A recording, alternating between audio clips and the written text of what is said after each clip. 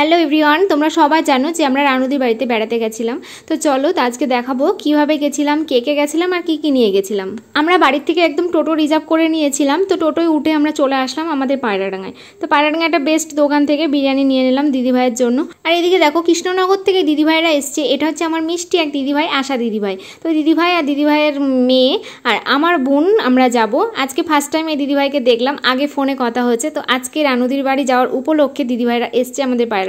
খুব গরমও পড়েছে, ওর জন্য দিদিভাইকে বললাম তুমি একটু স্প্রাইট নিয়ে নাও। তো দিদিভাই ওই দোকান থেকে স্প্রাইট কিনে নিল রানুদির জন্য।